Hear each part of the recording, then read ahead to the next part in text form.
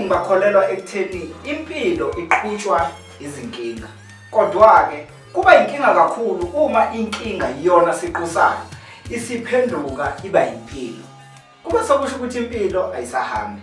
Ingakho namhlanje ngikulandele uDr Dlamini uNgcobo Yahlehla ukuze sixoxe naye sibhunge asicacisele ukuthi senza kanjani. Khumbula ke ngane zakwethu njengabantu abasha ikakhulukazi engizobhekana nabo namhlanje kubalekile ukuthi sazi ukuthi obaba bethu babenza njani ukuze impilo ibe ngcono. Ngizocela kuhlale nathi ke mntakama bese kwakhohlwa ke ukucindezela usubscribe lapha ngezansi kwi-channel yethu ukuze njalo uma sifaka okuthile esixoxa ngakho ngama topic ethu njalo ngoLwesihlanu ukwazi ukuthi ke sesiphakathi kwi-screen sakho uzwe ukuthi sixoxa ngani. Angibingelele ngikwamukele Dr. Dlamini.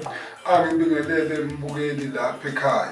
Ngithi ngiyabingelela kakhulu njengoba sengithulile nje umnewethu la eceleni. Ngithi hayi lapha emakhaya noma lapho la umsebenzini noma ke nje msakaza akungithi yena lapha embedeni ngiyambuka naloya ongibuka elele banjwe izinkinga kabuhlungu kodwa ithemba lakhe lila nje ukumbona nje echofoza naye ngithi hayi ngiyakubingelela ngiyakusondela kuleyo nkinga yakho. Ngifuna sibhekela Dr. Dlamini ukuthi inkinga evame ukuthi isiholele ekutheni umuntu abe nesigcwagcwa njengoba uke wakhuluma ngenhlanhla. Yini into evame ukusiholela ekutheni umuntu azithole enesigcwagcwa? Ngiyazi ukuthi ngokwazi kwakho unalo ulwazi ukuthi yini nani into okumele umuntu ayiqaphele. Mhlawumbe omunye umuntu ngenza nje isibonelo angathi lapha ekhaya ukulala nohlobo lamantombazane amaningi ongalazi ukuthi luqhamukapi. Lonto iyodwa ingasidala isigcwagcwa ngoba mhlawumbe isuke nalo unomoya wakhe nalo unomoya wakhe nalo unomoya wakhe. Mhlawumbe into esiholele ekutheni sizithole sesikwaDlamini sesithi thina baba Dlamini ngisacela ungikline nginesigcwagcwa. Yini evame ukusibeka lapho? Isakhiwa yini isigcwagcwa umuntu? Ngizoyikha nje phezulu nami ngoba sengiyabuka kokunye sekube ngathi uyahlola. Iphutha nje elikhulu eliyayilenzeke ngizoke ngikale kulabafowethu laba abalingana nathi. Uthola uzothola usisi muhle uyathandeka nixoxe nize nizwane uthothi niyazwana kuze kuyaqhubeka niyangizwa njalo uma ngithi nizwane ngishuthini. Kuqhubeke kuhambe kuze kufike igabeni lezifanele ukuthi nixoxe nize nendlulele. Kanti usisi mhlawumbe wake wahamba wavelelwa umshopho ukuthi mhlawumbe akhulelwe aqede athi ayiterminatele yena ngale ukutshela umlingani wakhe noma ukutshela wena. Lokho umnewethu kuyoba yibhadi ongeke ukwazi futhi ukuthi wayithola kuphi noma uthole kanjani.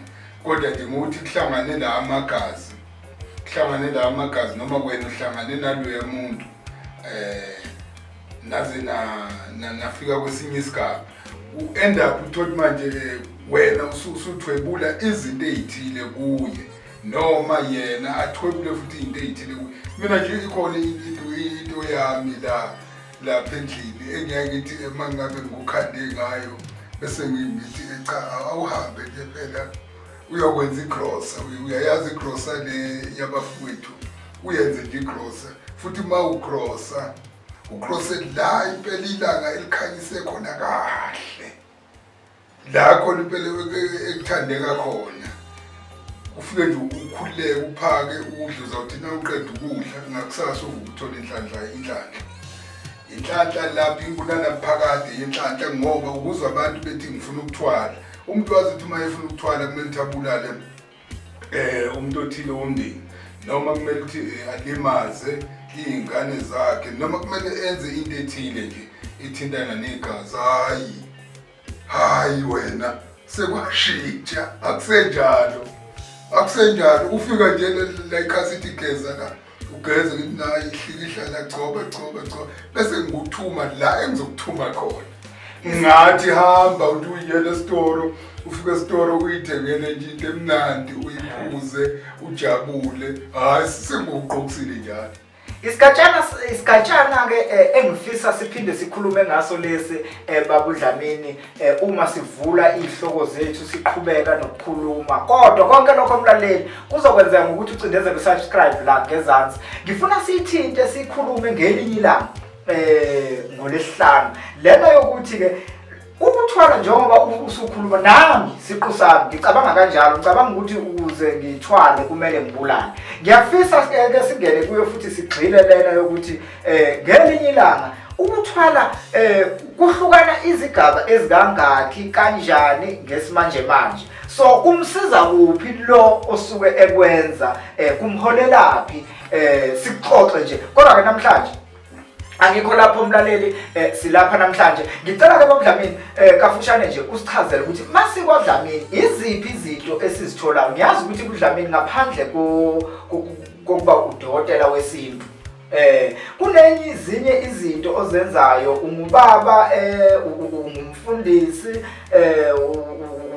ngapha namabhizinisi kwaDlamini iziphi izinto esizitholayo masiko Dlamini? Phela lapha uthola impilo nje. Hayi impilo nje into Nkosi yami engathi mangizaleka ngiyakhumbula nje beku-19 kodwa beku-April 5 umama etshela ubaba ukuthi hayi ngathi akasazizwa kahle. Ngiyacabanga nje ikhona lento eyakuyambatha uma ukuthi lento oyithwele iyayizonda inhlupheko. Ngizonda ukubhubha inhlupheko futhi ngizonda angifuni nokuyibona. Mawuyifisa nje wena ngakudayisela. Ngizonda ukubhubha inhlupheko, ngizonda ukubhubha. Ngizama ukuthi izinto ezitholakala la ekhaya, izinto zonke against inhlupheko.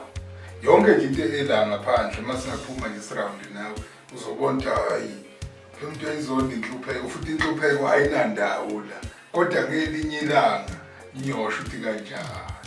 Njengoba seshilo Dr. Dlamini wathi ngelinye ilanga ke nami ngiyoke ngikuthathe ngikuse nje ngaphakathi kwaDlamini ukuyobona ukuthi umuzi ogcwele kangakanani loyana, umuzi onabantu abangakanani loyana. Engicabanga nje mangicabanga ngingedwa ukuthi bonke bodliwa uDlamini. Okusho ukuthi lonto leyo injengoba uyisho ukuthi njengoba esho ukuthi akazwani nenhlupheko.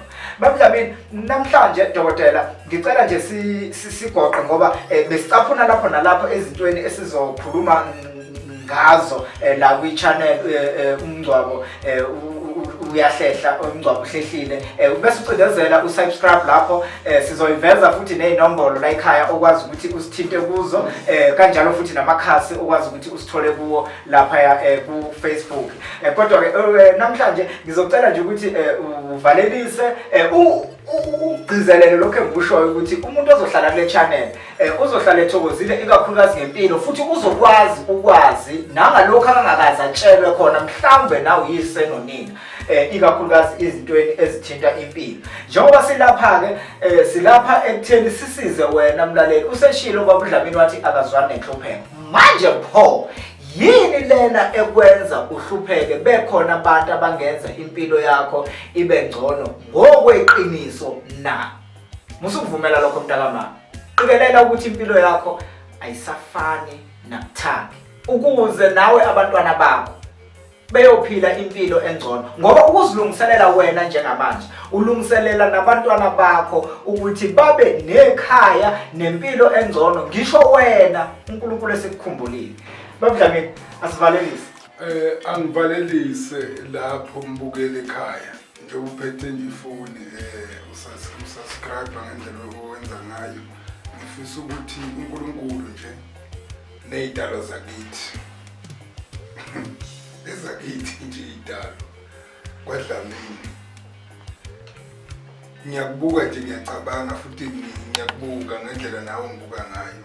Kuhlupheka kuningi kubambile kodwa nje ngalokwenza usukwenzile waba nathi kule channel waphinde futhi lapha wathenga amadatha akho. Hayi phela wena uNkulunkulu uzokwenzela umusa nalezi zidalwa zakithi. Engufisa futhi nokungidlulisa kuba nzima kimi ungangifonela ungibuza ukuthi manje mawuzothwala uphatha malini. noma mawuzo ufuna ukuthwala kumele ulungise imali. Hayi angikwazi ukuphendula lokho efonini, angikwazi ukuthi ukuxoxa efonini. Buya woza la eNewcastle la eMountain ema4 7334 usizweni eNewcastle. Sizokubuka nje wena kuqala ukuthi wena yini ekuvumayo. Ngaphela ngeke ukuthi ufuna ukuthwala nje mhlawumbe umunye wathwala ngamakhabishi, omunye wathwala ngelayisi. Angithi uyibuka nje lento engizama ukuyichaza. Futhi omunye uthothi uthwala ngamanzi, omunye uthwala ngecold drink, omunye uthwala ngebeer. So lama price lawa nje bangiwachaza awefani. Amanzi ane price yawo, icold drink ine price yayo angithi, ibeer ine price yayo. Maye kufuna ukuthi wena ke sondela uze la ku-screen ekuqala ngithola ukuthi wena yini ehambelana nomzimba wakho, ukuthi wena uthokoziswa yini. Mhlawumbe nje wena udaba uma uyiphuzele ikhathuni, kanti omunye ukholwa ibeer, kanti omunye ukholwa yiloko okunye lokho abaye bathi umkhanya kude, noma okunye engeke ngikusho la ngoba phela siyakhokha la. Kuye ngokuthi igazi lakho yikuphi elithokoza mase lidibene nakho. Ngizama ukuthi ke bafowethu sondelane eduzane. Ngizama ukuthi bafowethu futhi nisasondela nibhasope nabantu abazibiza omncwabi yahlehla. Okay, wayibiza umncwabi yahlehla Nkosi yami umayile emathuneni. Kukancane Nkosi yami, uthaphile inyanga zibe zine noma kuya kuyinhlanu ngazi ukuthi uphila eyibiza umncwabi yahlehla. Hayi nawe ngiyakukhuza usafisa ukudlala. Akuhlaleki kuleli gama kunzima. Thutha nje mawuzotshela abantu ukuthi umncwabi yahlehla. Ya ungaba umncwabi yahlehla mandlala induku lapha nezibayini senisuthi iphaphu ngoba phela no mama lapha suke begayele lo phaya mindelo benze lo mcimbi loyo izandla kithi ayifani ukuthi phela bavome kangakanani masukudlileke lokho kuphazamise itoti kuphi. Engizama ukuthi bafowethu yimngedwe nje umncwabo ngila eNewcastle usizweni ema4 umuzi ngo7334 angiqhashile ikwadlamini nje ungangena manje kuseni mawungangitholi mina kothiwa angikho kodwa ngizobuya ngibe khona. Hayi ukuthi makuthiwa angikho angisekho angaziwa kusekhaya nje phela kusekhaya angiqhashile yikithi la ngishisa khona impepho. Yebo.